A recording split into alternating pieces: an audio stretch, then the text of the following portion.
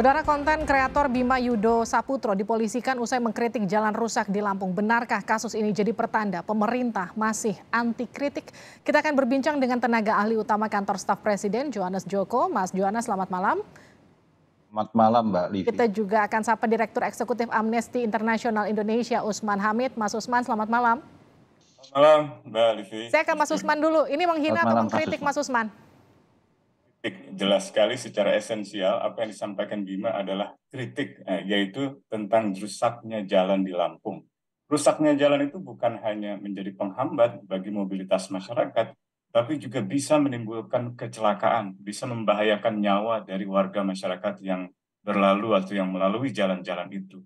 Termasuk juga bagi anak-anak, pelajar, siapapun yang memang memanfaatkan jalan itu untuk bepergian ke sekolah, ke tempat kerja, atau dari satu tempat ke tempat lain, ke pasar, beribadah, atau mengunjungi keluarga. Jadi jalan sangat penting dan itu pokok permasalahan utama yang hendak disampaikan oleh Bima.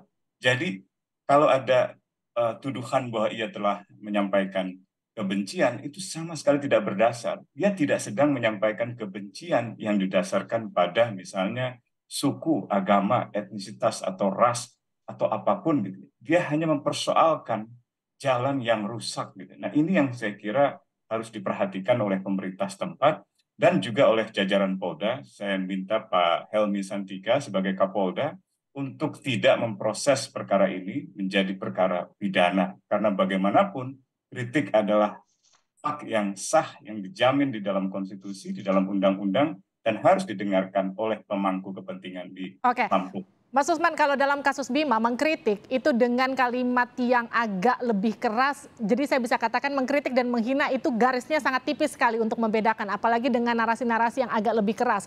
Bagaimana kemudian hal ini tidak bisa dikenakan pasal-pasal karet di UU ITE, Mas Usman?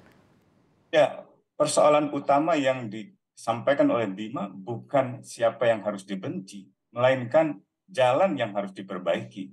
Jadi jelas bukan kebencian. Dia tidak sedang menyerang sekelompok manusia atau seseorang karena alasan agama, suku, ras, atau alasan lain. Lihat sekarang di televisi kita ini, ibu-ibu warga setempat juga mendukung, memperkuat apa yang disampaikan oleh Bima. Ini artinya yang disampaikan oleh Bima, kalaupun kita mau pakai pasal penghinaan di dalam hukum pidana, misalnya pasal 310, ayat 3-nya menjelaskan kepentingan umum. Jadi sejauh itu bisa diperjelas sebagai kritik yang didasarkan pada kepentingan umum, yaitu jalan umum, maka itu bukanlah tindakan kriminal. Oke. Kalau Mas Usman memilih mengkritik dibanding kalimat menghina, seperti tadi yang saya tanyakan, apa respon Anda, Mas Johannes? Anda mewakili istana lebih melihat kasus ini sebagai bentuk kritikan yang memang harus membangun pemerintah di Lampung, ataukah justru ini lebih tendensinya menghina? Ya, kita harus melihat konteksnya begitu ya, Mbak ya. Secara utuh begitu. Jangan hanya dilihat hanya sepotong-sepotong teks demi teks atau apa yang disampaikan oleh Bima. Secara konteksnya kan kalau kita ikuti secara utuh apa yang disampaikan Bima itu kan sebenarnya fakta. Dan kalau kita melihat itu hanya dipotong teks demi teks ya tentu akan penafsirannya berbeda. Tetapi begini, Mbak, kita ingin sampaikan posisi tegas dari kantor staf Presiden bahwa yang namanya masukan, yang namanya kritik itu dilindungi dan sah oleh undang-undang. Nggak ada masalah begitu. Lalu yang kedua bahwa yang namanya kritik apapun ataupun masukan itu harus kita lihat itu sebagai sebuah pil pahit begitu, Pak. Pil pahit, obat pahit yang memang harus kita makan, yang harus kita minum demi perbaikan, demi kesembuhan. Karena memang faktanya kalau kita lihat dan saya sudah melakukan cross check dengan teman-teman jaringan masyarakat sipil di Lampung, ya apa yang disampaikan Bima itu memang fakta yang ada gitu. Tapi kalau itu dirangkai kemudian diputus-putus hanya dilihat sepotong demi sepotong ya jatuhnya hanya akan dilihat hanya sekedar penghinaannya. Maka kita sebenarnya dari kantor staf Presiden atas perintah Pak Muldoko itu udah jelas. Kalau kantor staf Presiden saat ini apapun masyarakat memberikan masukan, masyarakat memberikan kritik dibuka seluas-luasnya. Dan memang karena kritik itulah pembangunan Indonesia hari ini, pembangunan yang dipimpin oleh Pak Jokowi itu bisa berjalan karena masukan, karena kritik. Kalau nggak ada masukan, nggak ada kritik, semuanya dianggap baik-baik saja, padahal nggak baik-baik saja, ya akan ada persoalan. Itu yang pertama, Mbak. Lalu yang kedua, kalau kita mau melihat, Mbak, sebenarnya apa yang disampaikan Bima ini harus kita tempatkan dalam sebuah posisi. Ini adalah curhat, ini adalah masukan dari seorang anak kepada pemerintah begitu, anak kepada orang tuanya. Maka apa yang disampaikan oleh Bima itu pada titik ini saya mengapresiasi begitu. Oke. Karena kritik itu, Pak, kalau orang mengkritik itu pasti ada perhatian. Orang kalau memberikan perhatian pasti ada kepedulian. Nah, kepedulian yang disampaikan oleh Bima ini harus kita maknai bahwa ini adalah sebuah kepedulian generasi muda, Gen Z yang selama ini dituduh sebagai generasi stroberi, itu peduli terhadap tanah kelahirannya, peduli terhadap perkembangan tanah air kita gitu. Karena Bima ini posisinya sedang tidak di Lampung.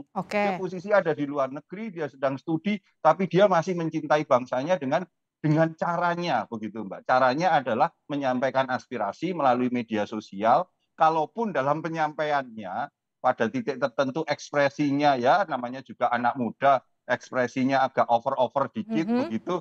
Saya Pak Usman itu kan dulu juga seperti itu begitu. Iya. Itu yang harus kita maknai dengan lebih bijak begitu menurut kami. Tapi kan Mas Johan sekarang kan sudah ada undang-undang ITE. Kita bahkan menyebutnya pasal karet di mana kemudian salah sedikit saja bermedia sosial menyampaikan pendapatnya di ruang katakanlah media sosial saja paling tidak itu bisa kemudian dilaporkan seperti yang sekarang dikenakan ke Bima. Bagaimana kemudian komitmen pemerintah terhadap kebebasan berpendapat dan juga berekspresi kalau memang tadi kita sepakat kita mengatakan ini kritik bukan menghina?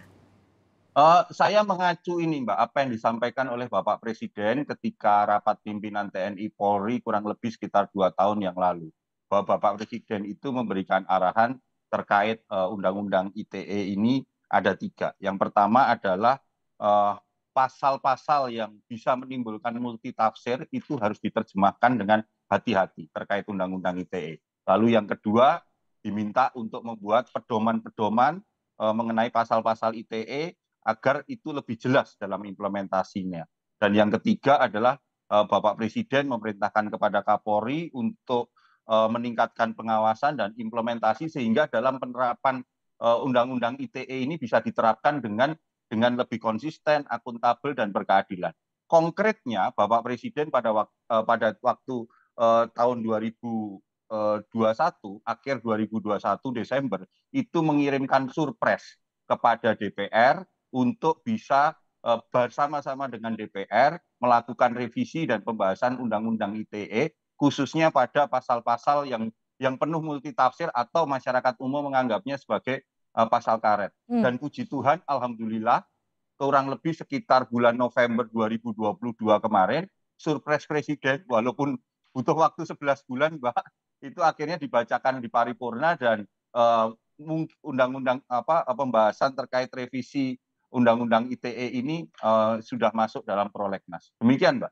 Oke, saya ke Mas Usman, ini pertanyaan terakhir. Jadi ke depannya ketika banyak bima-bima yang kemudian muncul setelah kemudian kasus ini sekarang mencuat, apa yang kemudian harus dilakukan? Kritiknya kemudian harus dipertegas begitu, diperluas lagi supaya lebih masif untuk kemudian menjadi pengawas bagi pemerintah, ataukah justru kritiknya harus diperhalus, Mas Usman? Saya kira harus banyak orang-orang seperti Bima yang bersuara. Karena itu akan membantu pemerintah untuk melihat apa yang kurang, apa yang salah, apa yang menyimpang di dalam melayani kepentingan umum, termasuk jalan. Yang kedua, saya kira Pak Jo tadi menjelaskan undang-undang ITE. Yang sebenarnya diharapkan oleh masyarakat sipil adalah dicabut pasal-pasal itu. Jadi bukan lagi sekedar dibuat misalnya pedoman operasional. Karena dari teksnya saja itu sudah sangat bermasalah. Yang ketiga, sebenarnya kami sangat menyayangkan sikap pemerintah dan DPR yang mengesahkan undang-undang hukum pidana yang baru, di mana di dalamnya banyak terdapat pasal-pasal yang justru berpotensi menghambat suara-suara kritis dari masyarakat. Misalnya pasal penghinaan presiden, pasal penghinaan pemerintah, pasal penghinaan kekuasaan umum, pasal makar, dan pasal-pasal lain yang sebenarnya tidak diperlukan untuk sebuah masyarakat yang demokratis. Jadi kalau pemerintah sungguh-sungguh mau mengajak masyarakat berpartisipasi, kalau Presiden Jokowi sungguh-sungguh dalam menghimbau agar generasi yang sekarang menggunakan internet untuk kepentingan umum, maka orang-orang seperti Bima ini harus dilindungi, harus Oke. diberi apresiasi. Gubernur, kalau perlu KSP mengirim surat kepada Kapolda atau kepada gubernur setempat untuk memberi perhatian kepada Bima, memberikan perlindungan kepada orang tuanya, dan bila perlu memberikan apresiasi karena suara Bima kita jadi tahu ada masalah jalan umum yang rusak, yang menghambat jalannya aktivitas masyarakat, aktivitas pelajar, dan aktivitas lainnya yang sangat diperlukan oleh masyarakat Lampung. Minimal setelah ada masukan atau kritik dari Bima ini ada salah satu jalan di Lampung yang langsung diperbaiki oleh pemerintah setempat. Kita langsung lihat buktinya. Ada banyak sebenarnya di Bogor, di beberapa tempat saya kira harus dicek lagi jalannya. Mungkin mudik ini, saya harapkan masyarakat yang mudik kalau melihat jalan rusak, buatlah video TikTok atau Instagram atau apapun untuk melaporkan kepada pemerintah ada jalan yang rusak supaya diperbaiki. Terima kasih Mas Usman, terima kasih juga Mas Johannes atas waktunya di Sapa Indonesia Malam.